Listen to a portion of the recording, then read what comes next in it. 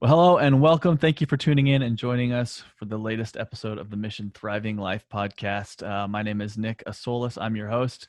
With me today is Kenny. This podcast, as always, is designed to provide you weekly resources to help you thrive, not just survive challenges of life, leadership, and faith.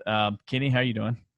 Good. Coming to you all the way from over here in Gilbert, Arizona. Like literally a few yards away from me, probably, right? Yeah, about four offices away. Awesome. Well, it's nice and air conditioned in here. Like we like to keep our silos in this age of social distancing, just being safe, right? That's right. So, lots been going on in the NextGen area that I think would be actually really cool to talk about, not just for people who call Mission home, but maybe people who are listening who don't call Mission home.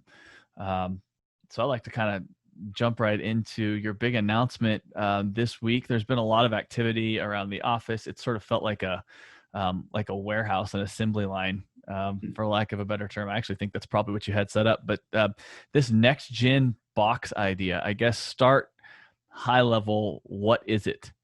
Yeah, well, actually, it kind of all prompted about 3 to 4 weeks ago. A lot of you were there. A lot of our team started to get together to reimagine, and we threw out like this really wild question, of like, what if we couldn't gather in person again until January? And that wasn't that it wasn't that we couldn't do that, but what if we couldn't?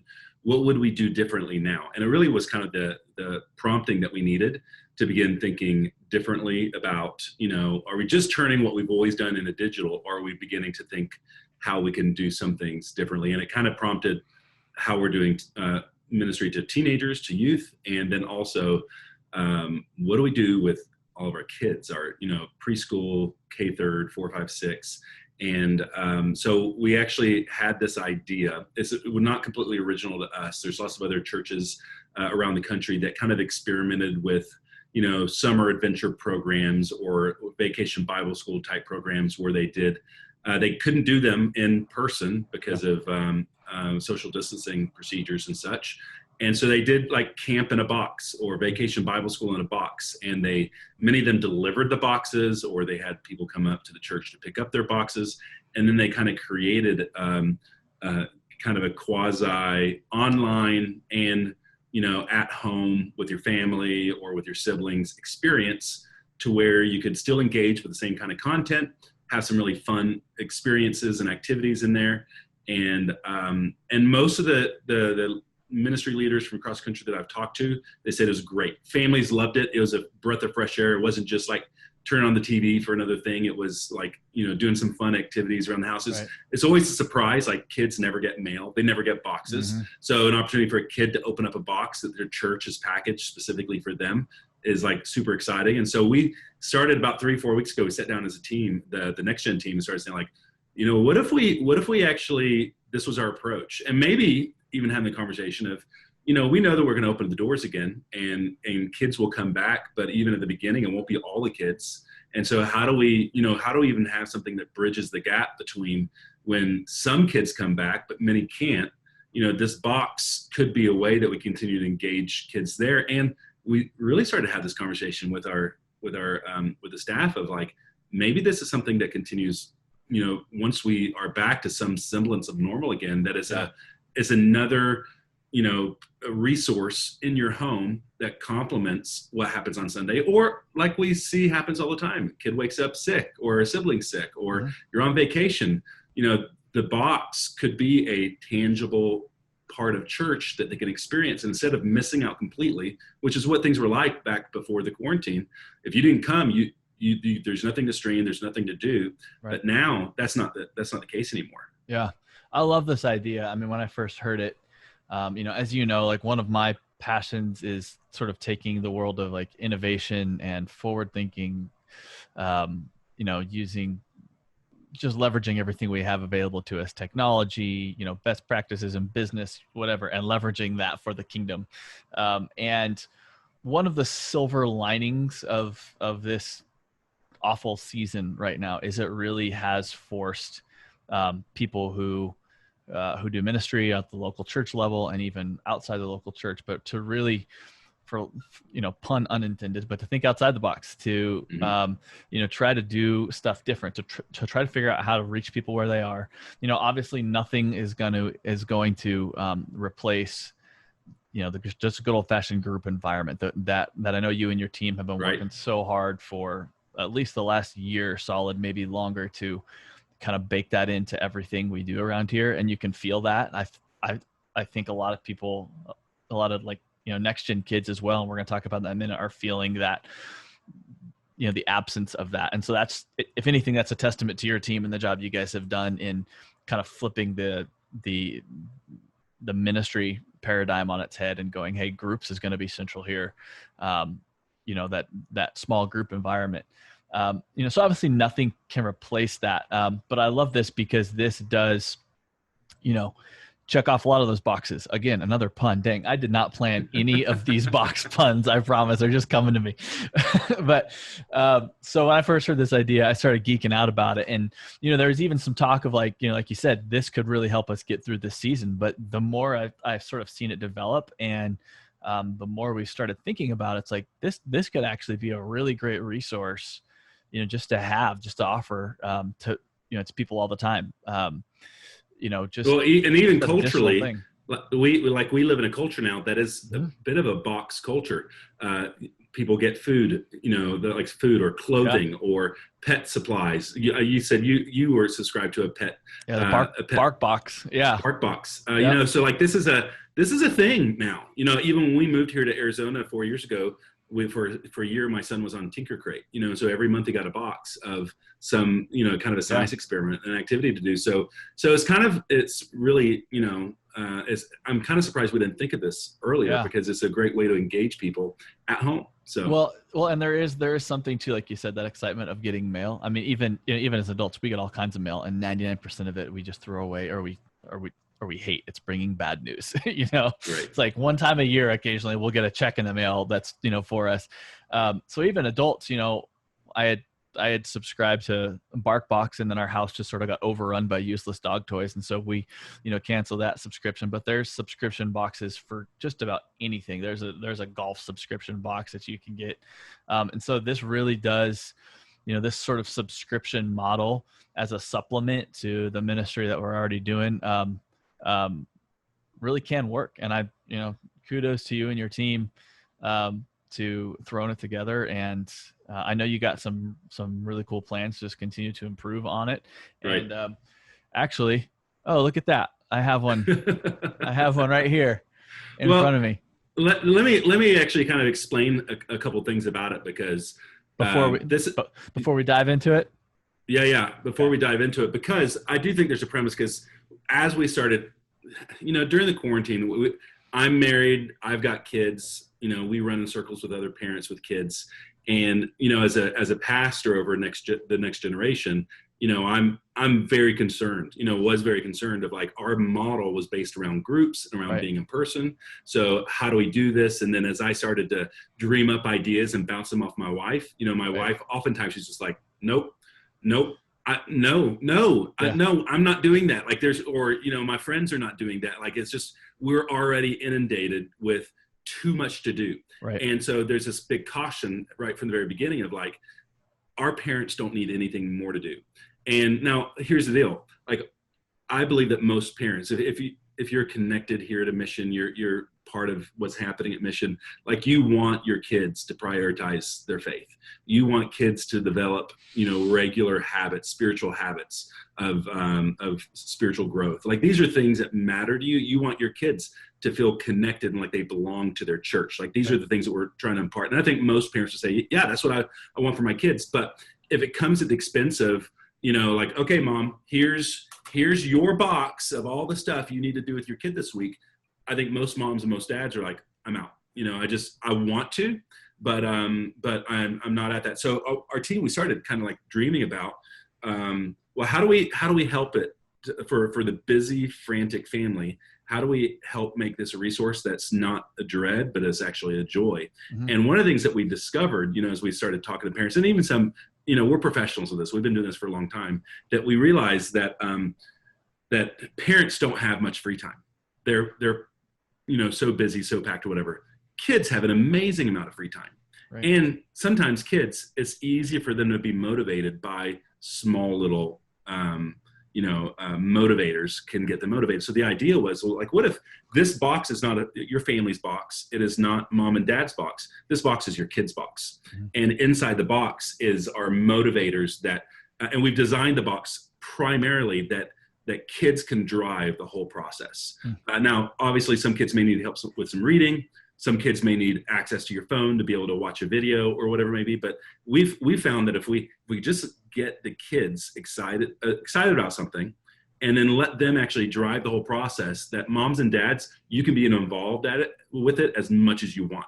But if it's you're busy, like my kids, my girls, they wake up at 6:30, 7 in the morning, and we're still waking up, the adults there. But we just got the box ourselves this week, and they've been opening their box. I came down for breakfast yesterday morning at 7. The box was already open, and they were coloring some stuff. They were doing some stuff, and they were driving it. They weren't waiting on me to show them a video. They weren't waiting on me to read something.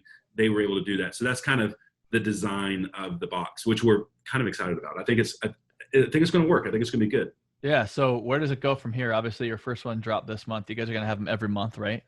Yeah. So you may have seen this already. So this is basically, this is our beta box. This is the first one. So it's like, and again, we had 3 weeks to turn this around. Yeah. So this is a standard craft white box we bought on Amazon. Can I open this one? You gave me. Yeah, you can open it. There's not a ton of stuff in it. No, but there's not like a prank in here, like a glitter bomb snake or something. Yeah. Okay. I should have thought about that. I know, you should have done that. Hindsight. There's a glitter bomb in every one out of every 50 boxes. No, just kidding. That's not a bad idea.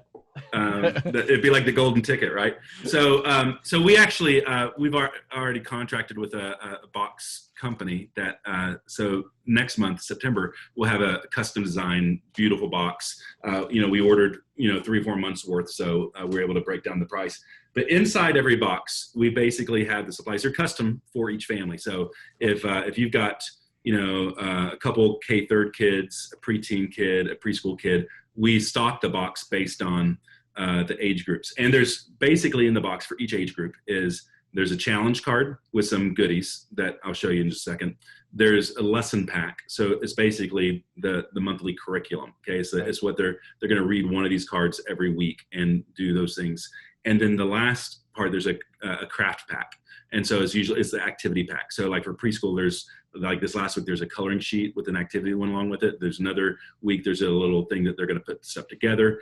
And so that's in there. So they'll work through these packs. Now the cool part is this, I'm going to show you, this is the challenge card. Now it's all packaged up. So every single thing in this box is packaged. It's nice and neat, but this is what is the driving motivator for our kids is we have this challenge card. And so every kid has a challenge card. And so basically we divided up to try to make it really simple. For every week of the month, there's 3 things to do every week. Okay. So on Sunday, if you open this box on Sunday or Monday or whatever it is, there's only 3 things to do that week. Okay. And we've broken it down. It's the same thing every month. There's a watch it, which we post videos. So it's a 15, 20-minute video of that week's content. Okay. There's a link to it in the lesson pack. So there's watch it, do it, and talk about it.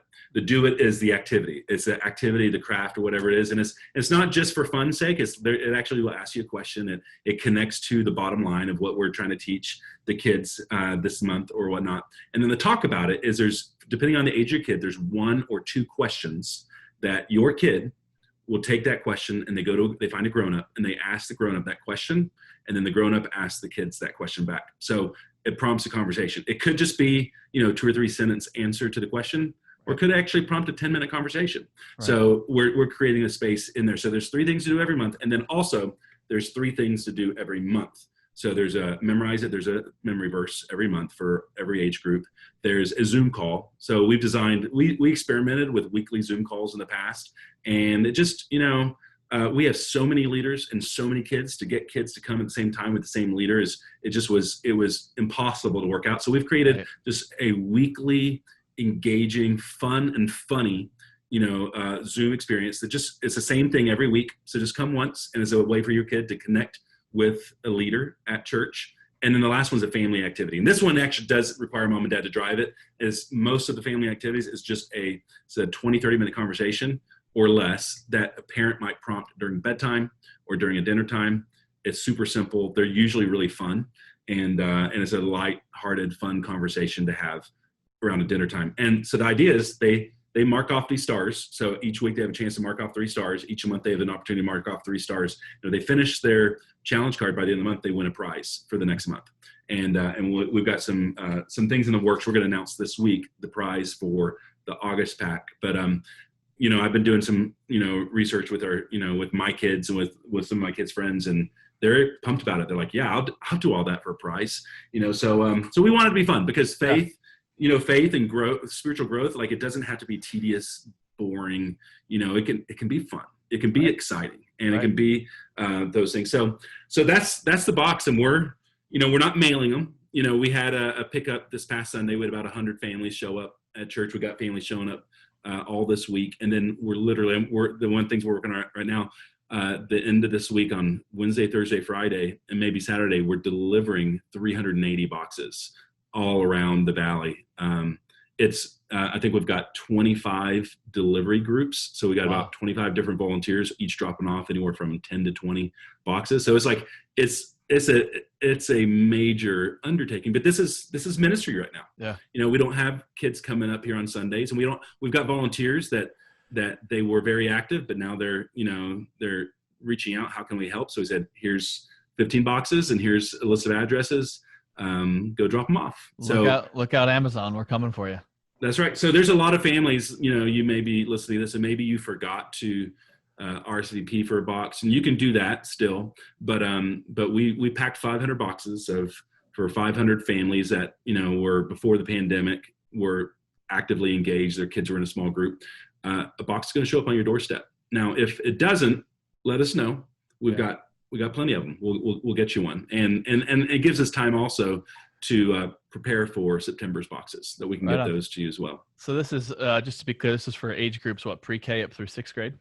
Yep. We divide it into 3 age groups, pre-K. So it's 3-year-olds through pre-K, kindergarten through 3rd, and then 4, 5, 6 are preschool. Cool. Preteen environments. And then if people want to sign up for that, they can just find that out at missionparents.org. If you're Mission Parents.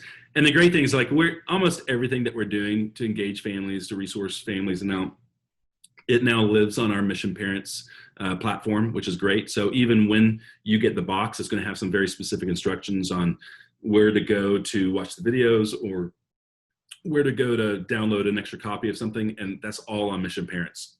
Cool. So we drive you there. And then if you're listening, just remember that URL. Don't type it in while you're driving. And if you're watching on YouTube, the link is going to be right there below in the comments. Right. So you can just click that to go to missionparents.org. Well, hey, again, good work on the box. Looking forward to what we've got planned for it coming up. Shifting gears a little bit, Joel's message this last Sunday, the ache of isolation, I feel like really hit home with a lot of people. This season, we're all kind of getting to that point where we're at our wits' end. Obviously, it's initially the isolation was strong. I feel like we're sort of starting to loosen up the restrictions a little bit, and people are starting to come out. But still, isolation, as Joel talked about, it affects everybody differently, and it's affecting lots of people in lots of different ways. But one thing he didn't really touch on that I thought it'd be great for you just to speak to is the next generation for kids. We've thought and talked a lot about how it impacts adults, but the reality is a lot of adults, a lot of us, we also still get to have interaction. We can go out of the house, we can pick up the phone, engage people if we need to. And there seems to be a lot of resources out there, but I was just sort of processing that through the lens of a parent. I have two older teenagers, but even, just the parents with kids at home who may have a kid who is supposed to start kindergarten this year. And learning is just totally different. School's different. There's actually these fun, I don't know if you've seen any of these videos going around where people will find a really bad, scary picture of somebody, like a mugshot of someone, and then put it on their phone and act like it's a FaceTime call and be like, "Hey, Billy, come over here. You're gonna meet your new teacher this year," and then just recording their reaction. But there's all these creative ways that I feel like we're just trying to shoehorn a school year and some sort of like interaction. So if you could, like, I just like to take a couple minutes just to talk, maybe even equip parents with some resources or just some things to look out for in terms of isolation with your kid, with your, whether it be, pre-K, elementary school, junior high or high school, or, what are some warning signs? What are some things to avoid? And, how can we help slow down the effects of isolation on our kids? Yeah, well, that's a massive question you just asked, Yeah. and I'm feel no way qualified to answer all that, but I can share some thoughts and some resources. I think the hard part of all this was, when the pandemic came last March, and we all became, as parents, we became homeschooling parents, and Right. it was like, I forgot, it was like 12, 15 weeks of getting our kids through school, and it was just like summer couldn't come fast enough. And I think we just all had the hope that well, fall will be back. Right. It'll be back to normal. And then, as the last couple of weeks, as we've been bracing for, we're back to homeschooling again, or whatever. It's Mhm. been hard on our parents, just like really trying to figure out, because for a lot of families, in the spring, it was like, it's kind of optional whether you wanted your kids to do online or not, or it was pass fail or whatever it is. But Right. now it's like, this is school now, Stakes are and higher. stakes are higher, and I think it's been where people were kind of taking a breath of fresh air. Like, I know some families, they got out of town for summer and they took a break, they took a vacation, or they had that. But now, as we're going back to school, it just feels oppressive. It feels overwhelming. It feels like we're not ready for this. And even like for our family, like we're making decisions this week on, would it be easier just to homeschool, or would Mhm. it to actual homeschool?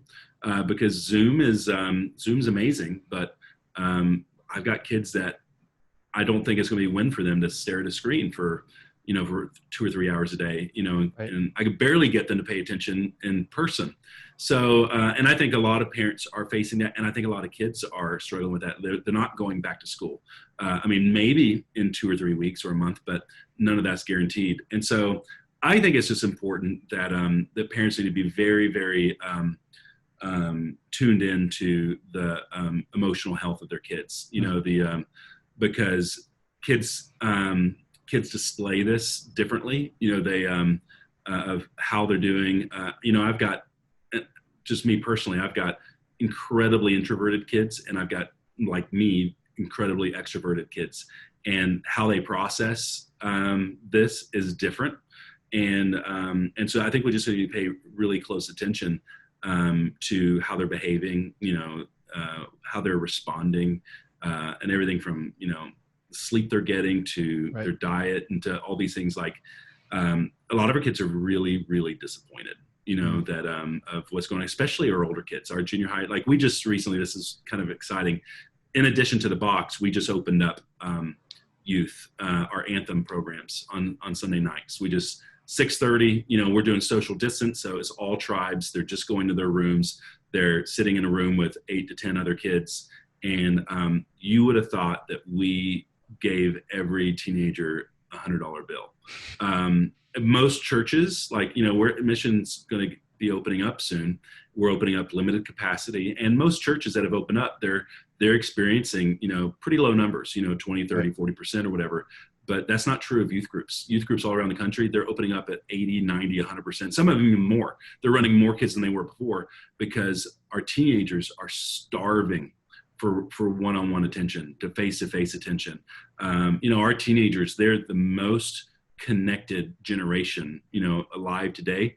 But during this quarantine, they disappeared. And it wasn't just unique to Mission, it was across the country. They Right. literally disappeared.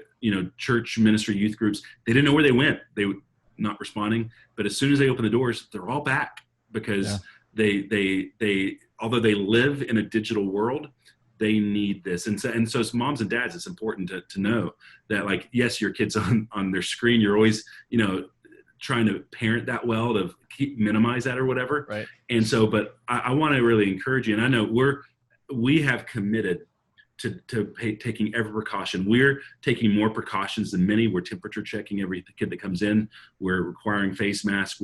And we know that not every kid, not every family like agree, but we want to make sure that every teenager can come back. And so, so we're doing that to make it as safe as possible. And we're making sure that kids and leaders are following the procedures, but they're coming back in droves, and they're leaving with, well, I can't see if they have smiles on their faces, but you can see it in their eyes. Right. Like they are so happy to be back. And I think, Joel talks a lot about this, of like the need to be back, to be in community, right. is something to consider, like safety, security, caring for our kids. But this need for community is huge. And Yep. so I would say to the parent of a junior higher or high school, I get it. We're doing everything, like our services. We're still streaming on YouTube. We've got groups that are meeting that, there's 8 or 9 kids in a room, and there's 2 or 3 on Zoom on somebody's phone in that room as well. But there's something really good happening among our teenagers by being together again. And so that's something, really to consider. What I found with our preschool, some of our younger elementary, this extended time at home, I'll be perfectly honest, for my family, this has been a gift. It's been a gift for us, like the time that we've had, and it's been not without challenges, but it's been a gift of extra time with our kids, more swim time, more, more mornings, more meals around the table together.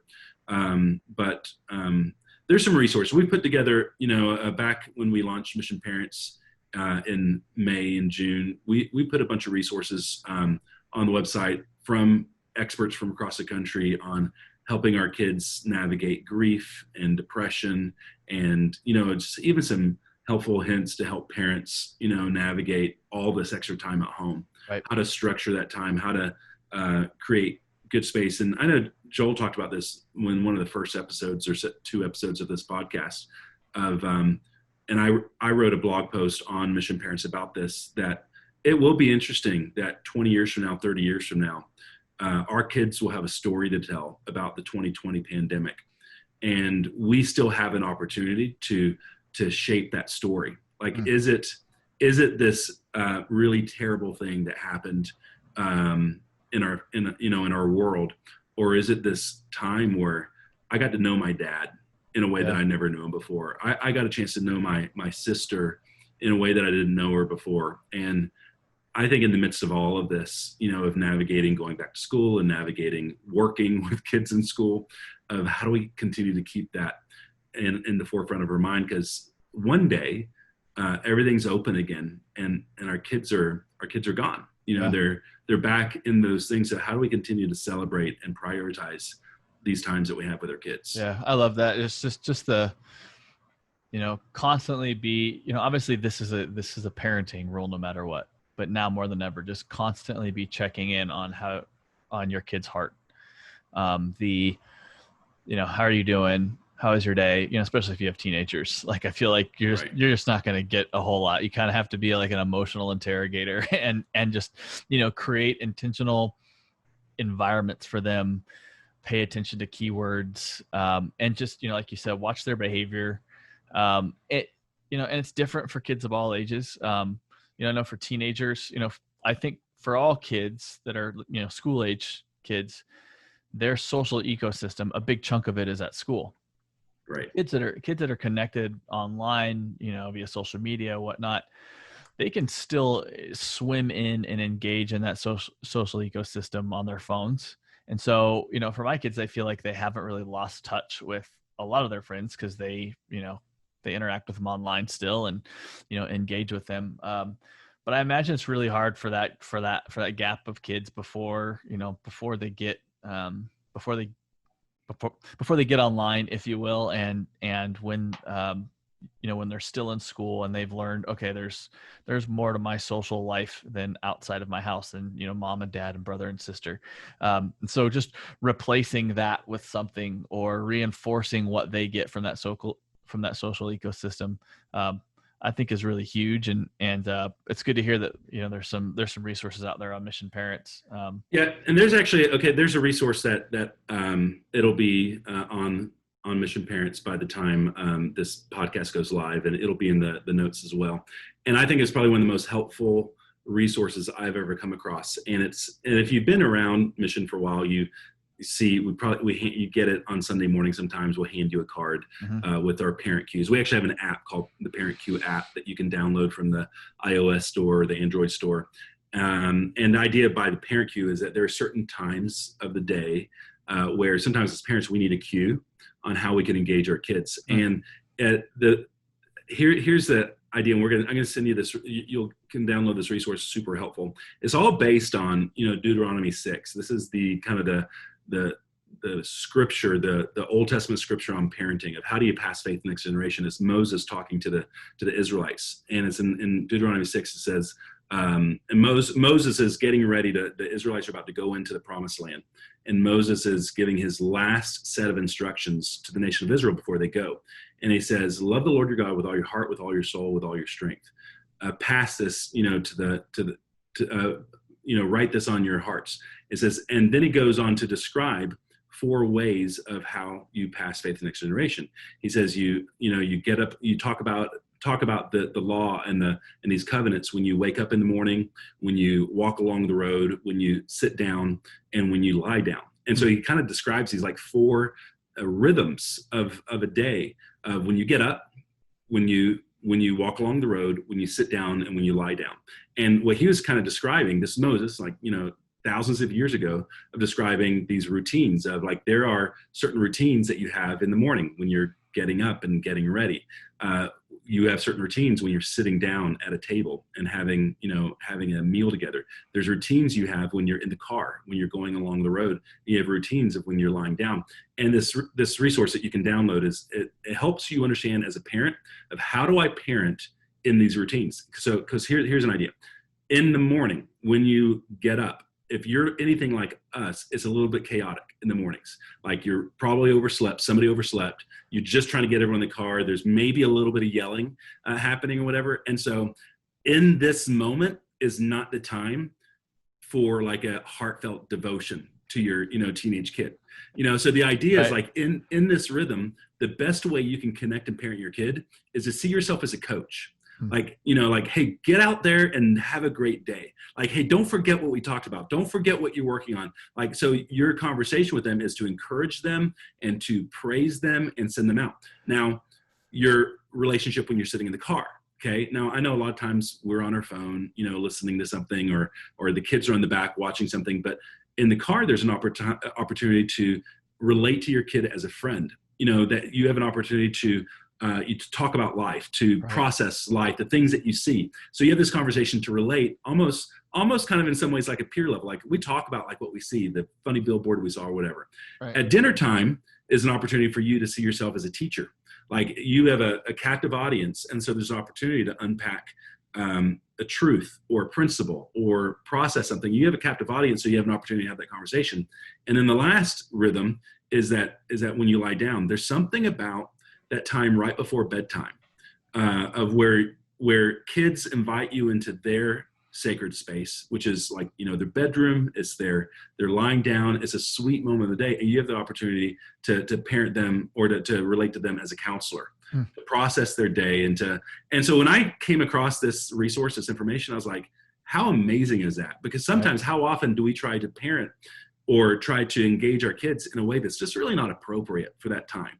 Or because of where our kids are or whatever that may be. And they've gone on to actually develop, because we have more rhythms, we have, depending on what age, like, if you've got a preschooler, like maybe a 2-year-old or we have a rhythm we call bath time, because you have this moment in the tub with the kid that you can have a conversation with them, or you can have this experience with them. Or for little ones, for like if you got an infant or a newborn that you're feeding them, you have this really sweet moment with them. Like obviously you're not, teaching them something, but there's an opportunity to pray and soothe. And so it's this idea as a parent of recognizing these rhythms. So I encourage you to download this resource and even think about, like, in this next season, look for the rhythms that are appropriate and aren't like this extra add to your day. Right. And know that here's the thing, in NextGen, we actually give you parent cues every single week that connects to the curriculum of what your kids are working on during that week. So if you want to have a good drive time conversation, we'll give that to you. If you want a good bedtime conversation, we'll give that to you as well. But there's some other resources. So just download that, check it out. It might be a great way for you to continue to keep a pulse of where your kid is spiritually, emotionally during the season, and for you to parent well in this time. That's awesome, dude. Thanks for sharing that. Once again, those resources are going to be are going to be in the comments below. We're going to drop those. Hey, Kenny, thanks again for taking time out of your busy day. I'm sure you got more boxes to pack and deliver, it sounds like. So, and thank you all for tuning in with us and joining us today. Hey, just a reminder, we are going to be offering in-person gathering at 9:00 service this weekend. So if you haven't made your RSVP for that, you attend and you call Mission Home and you would like to come, you can do that 9:00 on Sunday. You can go to missionaz.org to do that. But we'll see you back here at the Thriving Life podcast, same time next week.